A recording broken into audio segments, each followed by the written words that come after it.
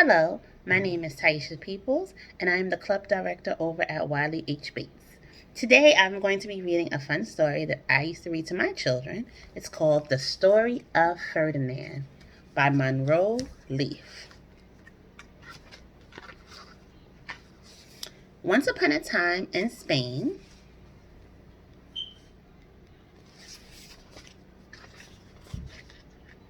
there was a little bull, and his name was Ferdinand.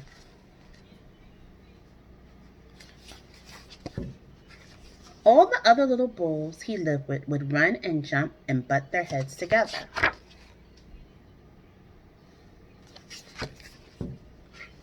But not Ferdinand.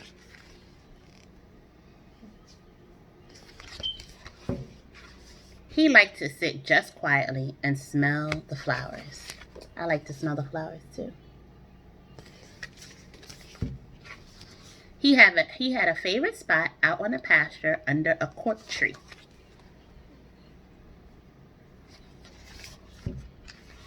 It was his favorite tree, and he would sit in its shade all day and smell the flowers. That sounds relaxing. Sometimes his mother, who was a cow, would worry about him. She was afraid he would be lonesome all by himself.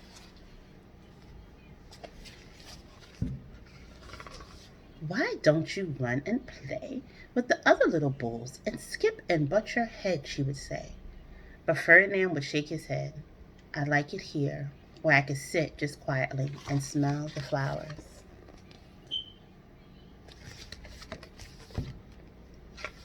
His mother saw that he was not lonesome, and because she was an understanding mother, even though she was a cow, she let him just sit there and be happy.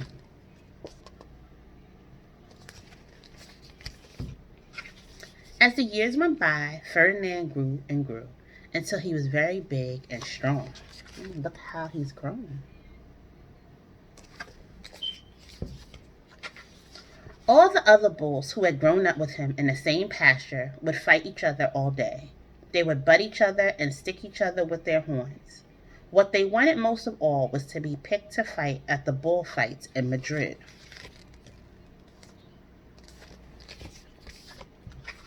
But not Ferdinand. He still liked to sit just quietly under the cork tree and smell the flowers.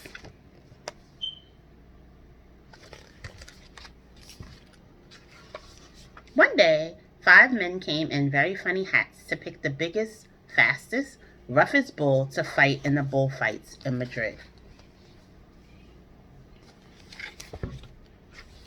All the other bulls ran around snorting and butting, leaping and jumping, so the men would think that they were very strong and fierce and picked them.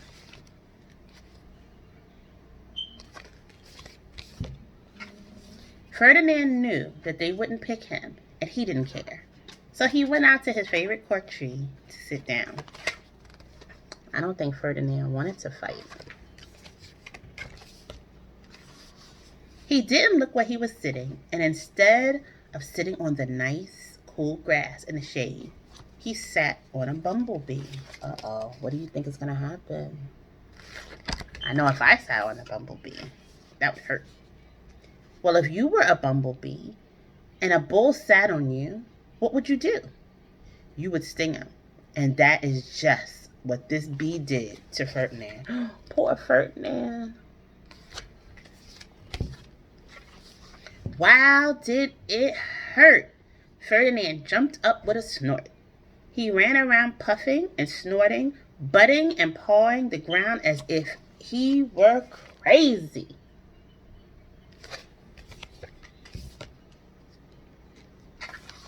The 5 men saw him, and they all shouted with joy. Here was the largest and fiercest bull of all, just the one for the bullfights in Madrid. Uh-oh.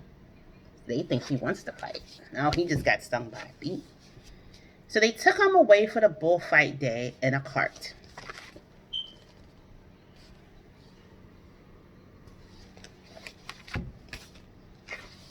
What a day it was. Flags were flying. Bands were playing.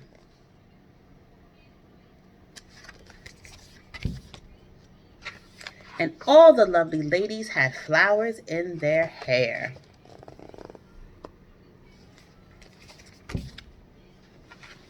They had a parade into the bull ring. Dun, dun, dun. First came the banderillos with long, sharp pins with ribbons on them to stick in the bull and make him mad. That's not very nice, but that's what they did. Next came the picadores, who rode skinny horses, and they had long spears to stick in the bull and make him madder.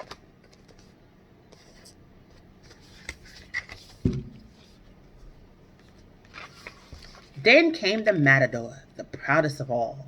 He thought he was very handsome and bowed to the ladies. He had a red cape and a sword and was supposed to stick the bull last of all.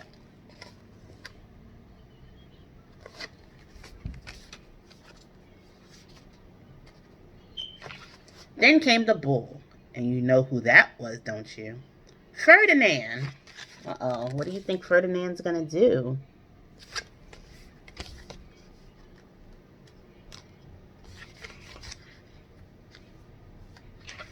They called him Ferdinand the Fierce, and all the bandoleros were afraid of him, and the picadores was afraid of him, and the matador was scared stiff.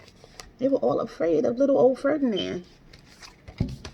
You think we should be afraid of Ferdinand? Ferdinand ran to the middle of the ring, and everyone shouted and clapped because they thought he was going to fight fiercely and butt and snort and stick his horns around.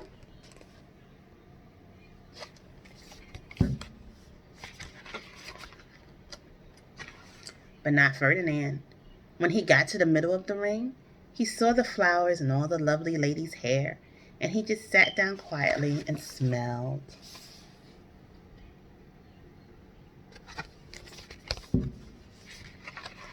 He wouldn't fight and be fierce no matter what they did. He just sat and smelled. And the bandoleros were mad, and the picadores were madder, and the matador was so mad he cried because she couldn't show off with his cape and sword.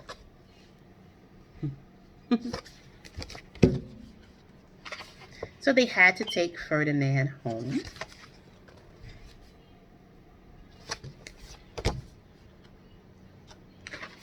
And for all I know, he's sitting there still, under his favorite cork tree, smelling the flowers just quietly. He is very happy. The end. Well, I hope you enjoyed the story. I will see you guys soon. Be safe and have a good day. Bye.